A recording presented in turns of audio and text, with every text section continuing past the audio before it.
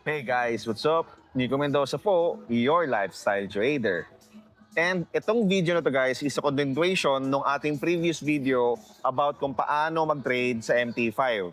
This time, sa mga nagre-request sa akin ng tutorial kung paano mag-trade ng Bitcoin gamit ang MT5, this video guys is for you. So first things first, ano nga ba yung mga kailangan natin para makapag-trade sa MT5? Of course, kailangan natin ng trading account at itinuro ko na yan sa previous video. So, kung hindi mo pa napapanood yun, make sure na panoorin mo muna yon, yung part na yon, bago mo ipagpatuloy yung video na to. Okay, so make sure meron ka ng trading account. Ilalagay ko rin yung link sa baba and use our partner code LTA100YT para magkaroon ka ng deposit bonus 100%. Dagdag kapital mo rin yan pag nag-trade ka na ng Bitcoin sa MT5. So of course, dito pa rin tayo sa Mandarin Bay dito sa Boracay. Okay, ang ganda ng scenery dito. No, habang nagsiswimming ka, merong DJ na nagpapatugtog. So napaka sarap lalo na mag-relax, mag-chill, mag-swimming, especially if you are with your family. So wag na natin patagalin. Dito na tayo ngayon sa MT5 application. So ito pa rin yung account na pinakita ko sa last video natin. Meron na siyang 101.32 kasi nakaprofit tayo ng $1.32, di ba? For demonstration purposes. Now dito sa quotes, mag-try sa quotes, i-add ngayon natin dito yung Bitcoin. So click mo lang itong plus button. Click natin dito, BTC USD. At click mo na yung BTC USD at nandyan na siya.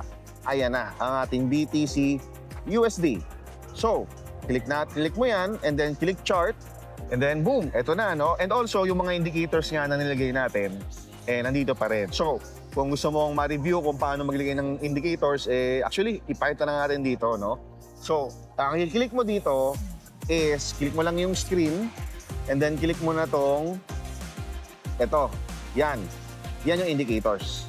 Okay, so i-click mo lang yung plus sign, this one, kung gusto mo magdagdag ng additional. For example, magdadagdag tayo ng another moving average. This time, ang ilalagay natin dito is 20.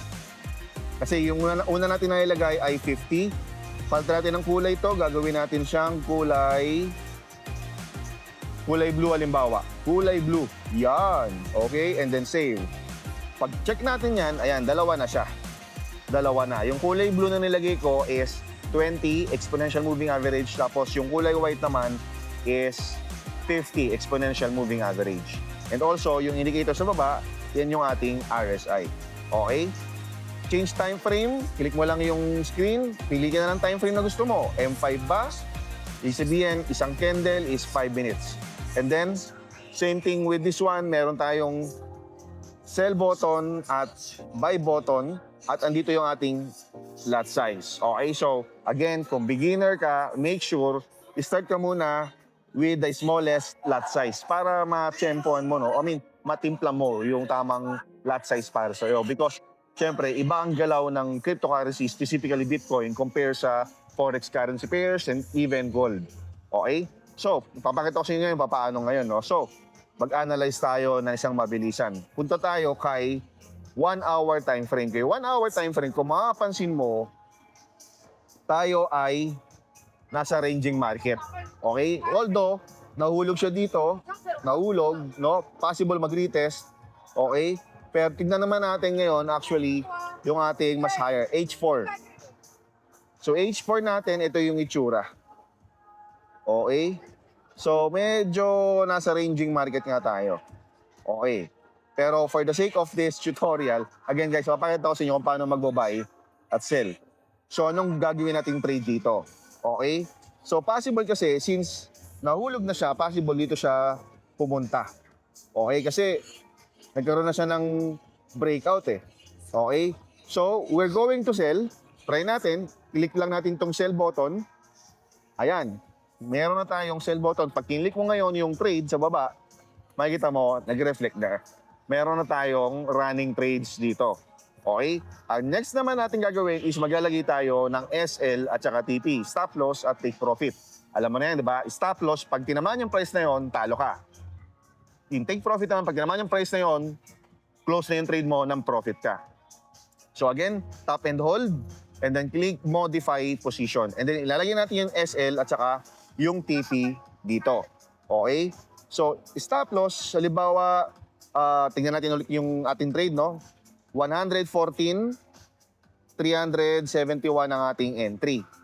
So, let's say 114, gawin nating 600. 114, 600 ang ating SL.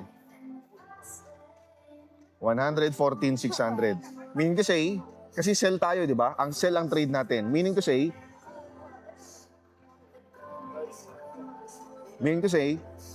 kailangan bumaba si Bitcoin para mag-profit tayo.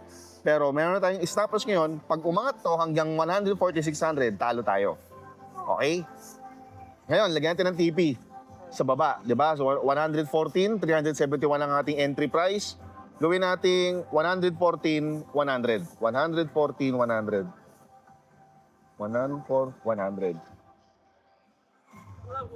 Ayan, okay? So meron na tayo ngayong stop loss at take profit order. Kaya kapasin mo, di ba? Ayan, meron tayong stop loss, meron na tayong TP. And then, pwede mo nang iwan yung trade mo. At pwede na tayo mag-swimming. Iwan na natin yung trade na to. Kasi meron ka namang stop loss at or take profit eh. Meaning to say, whatever happens, secured yung capital mo. Kung matalo ka, may limit. Hanggang doon lang yung talo mo. So, hindi ka kakabaka-ba. Diba? So, ugaliin mo na maglagay ng stop loss para hindi ka, hindi ka na bothered na pag meron kang ginagawa, kinakabahan ka dahil meron ka naiwan na trade para wala kang ganun takot. Okay? So, paalala lang, no, kapag nag-trade ka na ng cryptocurrency, specifically Bitcoin, gumagalaw ang Bitcoin madalas based on news and based on hearsays. Mahilig siyang gumalaw sa mga fake news, sa mga FOMO news, lalo na kapag minsan nagtitweet si Donald Trump, no? Napaka-volatile ng Bitcoin kapag kami mga ganong news, no? So, ang kagandahan naman nito is kapag nakuha mo naman yung move, talagang paldo ka. Paldo. And marami tayong mga nakilala, nakita, social media na yumaman ang gusto because of cryptocurrency. But my advice for you is, huwag kang mahahype doon. Kasi possible yumaman nga sila, pero isipin mo kung gaano katagal nila inaral, inintindi, pinractice yung trading ng cryptocurrency para ma-achieve yung ganong achievement. There's no such thing as palaging swerte, palaging tsamba para yumaman sa crypto. No. Ang magpapayaman sa'yo sa mundo ng trading is yung skills na meron ka. So, huwag kang sasabay basta-basta sa mga nakikita mo sa social media, sasabi ng kaibigan mo, sa mga nakikita mo mga profit nila. And actually, huwag kang maniwala. Paniwala mo yung sarili mo. No? Hindi lahat na nakikita mo sa social media ay totoo. No? So, pag may mga narinig ka na this is the next 1,000x na crypto coin, so huwag ka basta-bastang papasok doon, no? Mas safe na ang i-trade mo yung mga stable na mga cryptocurrencies like this one, Bitcoin, Ethereum, Solana. Mas better na yan yung mga una mo munang i-trade so that mas safe yung iyong investment. So, ingat ka sa mga scams, sa mga rug pull sa cryptocurrency kasi sobrang dami yan. Okay? So, ngayon, ganoon naman kung paano mag-trade dito. And also, pwede mo pa magsabay-sabayan. Pwede ka pa tayo mag-add dito. Halimbawa, i-add natin. Halimbawa, Solana. Solana USD. Ayan o, Sol USD. Click mo yan. And then, pwede pa natin idagdag Ethereum USD. Yan. Nakita mo dyan, yung Solana at saka Ethereum, naidagdag na natin. Click natin yung Solana. Okay? So, ganun din, no? So, si Solana, tignan natin sa higher time frame, H1, H4, bumaba pala si Solana, no? Okay, so, let's say, since nakikita natin dito, pababa si Solana, pero nasa support na siya, previous resistance, ngayon possible support na to. So hindi smart na basta-basta mag-sell or basta mag-buy. Hintayin natin dapat dito na magkaroon ng reaction. Okay? So, ayan, no? So, medyo nasa negative $1 pa tayo kay Bitcoin. So, ganun din gagawin mo. Kung tinuro ko sa previous video, top and hold, kung gusto mo na siyang i-manual close, tulad niyan, okay? At magko-close na siya ng loss, negative $1. Okay? Pero pwede rin naman na hintayin natin yung kung ano yung tatamaan niyang una. Whether yung ating TP or SL. Okay? So, pwede natin hintayin yan. Hayaan natin siya kung ano yung pupuntahan niyang una. Okay? So again, make sure na magamit mo yung ating partner code na LTA100YT pag gumawa ka ng trading account with XM para makapag-trade ka ng crypto like Bitcoin, Solana, Ethereum dito sa ating platform. Kasi pag nag-deposit ka, meron kang 100% deposit bonus. Meaning kasi pag nag-deposit ka ng $100, bibigyan ka na another $100 ni XM dagdag sa capital mo. So meron kang capital na $200. So alam naman natin na kapag nag-trade ka na, mahalaga na malaki yung capital natin. Malaking dagdag sa trading power natin yon. So paalala lang, mas maganda na sa simulang subok mo, gamitin mo muna demo account. Pwede ka mag-create ng demo account niya sa XM. Fake money. Panalo ka, hindi mo withdraw. Pag talo ka, walang mawawala sa'yo kasi fake money lang naman. Demo account. So, mas maganda na yun muna ang gamitin mo. Para, alam mo yun, walang sakit, walang pain kapag natalo ka. Okay? Kasi, maniwala sa akin, matatalo ka sa trading. So, kailangan mo nang alamin yung sa sarili mo kung anong magiging reaction mo pag natalo ka. Demo account muna. Okay? Tignan mo ito nangyari sa trade natin. Profit na siya ngayon. Makikita mo, malapit ang tamaan yung ating take profit. Diba? Pero kunin na natin to para tapusin natin yung video na to. Okay? And then, boom! Wow! Diba?